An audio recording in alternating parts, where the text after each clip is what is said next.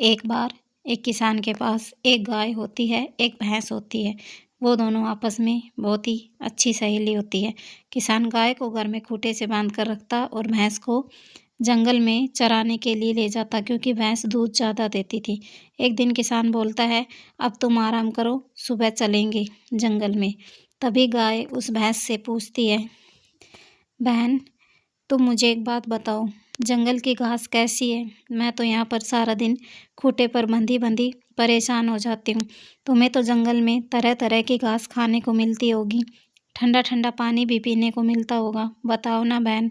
तभी भैंस बोलती है, जिसका नाम गीता होता है, बहन, ये बात तो सही है, जंगल में तो तरह तरह की घास है खाने के लिए, नदी का मीठा मीठा ठंडा ठंडा पानी है पीने के लिए, और हम जितना चाहे उतनी घास खा सकते हैं, कोई रोक टोक मनाही नहीं है। तभी एक दिन जब गीता जंगल में घास चरने गई हुई थी, तब किसान के आंगन में एक कौवा आकर बैठ जाता है। किसान की पत्नी कौवे को बोलती है, अरे ओ कौवे, मैंने तुझे देख लिया है, जाओ जाओ, मेरे दूध को जूठा करोगे, मैंने अभी अभी गाय से दूध निकाला है, जाओ। तभी कौवा वहाँ से किसी तरह जान बचाकर भागता है और भागते भागते वह थक जाता है। तभी एक पेड़ पर जाकर बैठ जाता है और बोलता है, आज तो किसान की पत्नी से बड़ी ही मुश्किल से जान छूटी है। किसान की पत्नी ने मुझे एक घूंट भी दूध की पीने नहीं दी। कितना अच्छा होता अगर वो मीठा मीठा ताज़ा ताज़ा दूध मुझे मिल जाता। अब मैं किसान की गाय को ही लेकर आऊँगा। किसान की पत्नी ने मुझे दूध नहीं दिया ना।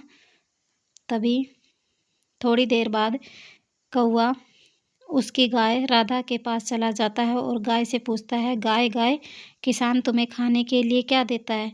तुम उसे दोनों समय मीठा मीठा दूध देती हो, बदले में तुम्हें क्या मिलता है? तभी गाय बोलती है, क्या बताऊं भैया, किसान मुझे खाने के लिए एक गठरी घास की सुबह देता है और एक गठरी घास की शाम को देता है, और पीने के लिए पानी देता है, पर मैं यहाँ पर पूरा दिन बंधी बंधी परेशान हो जाती हूँ। तभी शाम को उसकी सहेली गीता वहाँ आती है। वह दिन की बात गीता को बताती है कि कैसे एक कौवा उसके पास आया था। वह बताती है कि कौवे ने उसे जंगल ले जाने के लिए कहा है। वह उसके साथ जंगल में जाएगी और वहाँ बड़े आराम से रहेगी। वह भी गीता की तरह बहुत सारी घास खाएगी और नदी का ठंडा ठंडा पानी पिएगी। तभी गीता उसे बोलती है, राधा बहन, तुम ऐसा मत करो, तुम किसी के भी बहकावे में मत आओ। जंगल का जीवन आसान नहीं है, जंगल का जीवन बड़ा ही कठिन है।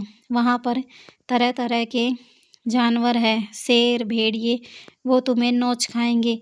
जंगल का जीवन बहुत कठिन है। मेरे साथ तो किसान रहता है, इसलिए मैं चर कर आ जाती हूँ। तुम जंगल में मत जाना और अकेली तो कभी मत जाना।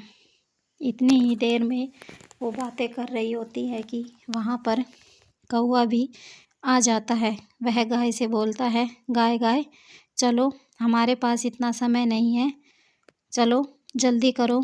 अगर यहाँ पर किसान या उसकी पत्नी आ गई तो वो हमें जाने नहीं देंगी।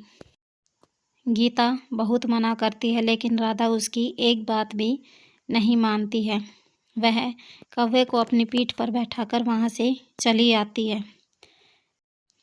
कौवा राधा को अपने घर के पास एक खूंटे से पेड़ के नीचे बांध देता है और राधा को बोलता है, गाय, तुम यहाँ पर आराम करो, मैं अभी अपने घर पर जाता हूँ, अपनी पत्नी को बताता हूँ और बाल्टी लेकर आता हूँ, फिर तुम मुझे मीठा मीठा ढेर सारा दूध देना। ऐसा बोलकर कौवा अपने घर के अंदर चला जाता है और अपनी पत्नी गौरी को आवाज़ें लगाता है और कहता है, गौरी गौरी, यहाँ आओ जल्दी, देखो मैं क्या लेकर आया हूँ। आज दिन में किसान की पत्नी ने मुझे पीने के लिए दूध नहीं दिया, इसलिए मैं किसान की गाय को ही लेकर आ गया हूँ। तभी गौरी बोलती है, क्या आप सचमुच गाय को लेकर आए हैं? ये तो आपने बड़ा ही अच्छा किया, सूखा दाना खा खा कर तो मेरा पेट भी खराब हो गया है। आज से हम दोनों खूब मीठा मीठा दूध पिएंगे। ये तो आपने बड़ा ही अच्छा किया है। चलो अब जल्दी करो, गाय से दूध लेकर आओ। तभी वहाँ पर काला कौवा जाता है और गाय से बाल्टी भरकर दूध निकाल लेता है। वह गाय को बोलता है, गाय तुम्हारा बहुत बहुत धन्यवाद जो तुमने हमें इतना सारा दूध दिया है। अब मैं और मेरी पत्नी इस मीठे मीठे दूध को पिएंगे। तभी वो दोनों दूध को पीने लगते हैं। दोनों पति पत्नी दूध को पीकर बड़े ही खुश होते हैं और दूध पीकर अपना पेट भरकर वो दोनों वहीं सोफे पर सो जाते हैं। लेकिन उन दोनों की एक बुरी आदत थी कि उन्हें सुबह उठने की आदत नहीं थी। वो दोनों हमेशा दोपहर में ही उठते थे। तभी गाय आवाज़ें लगाती है तो कौवा उसके पास जाता है और बोलता है, गाय गाय तुम इतनी ज़ोर ज़ोर से आवाज़ें क्यों लगा रही हो? मैंने तुम्हें खोल दिया है, अब तुम जंगल में जाओ, हरी हरी घास खाओ, पानी पियो और हाँ याद रखना शाम को दूध के समय घर पर वापस आ जाना।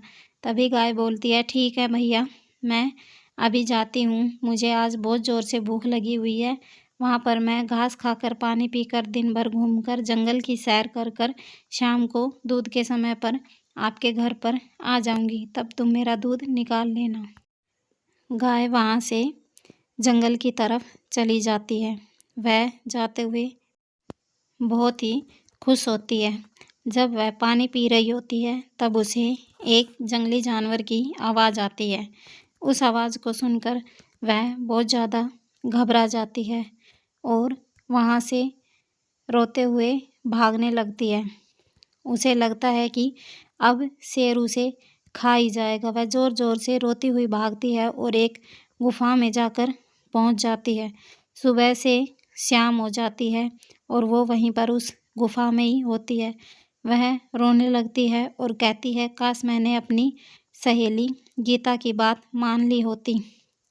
वहीं दूसरी तरफ गीता राधा को याद करके रोती रहती है। वो मन ही मन सोचती रहती है कि बहन पता नहीं तुम कहाँ पे होगी, किस हाल में होगी। मैंने तुम्हें मना किया था कि तुम जंगल में मत जाओ, लेकिन तुमने मेरी एक न मानी।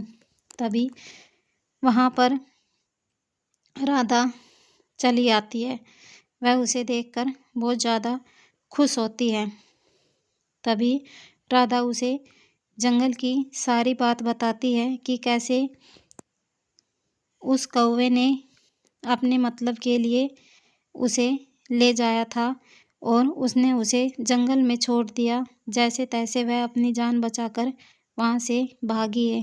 तभी उसकी सहेली गीता बोलती है, बहन मैंने तो तुम्हें पहले ही कहा था कि जंगल का जीवन इतना आसान नहीं है और कोई किसी के लिए कुछ नहीं करता।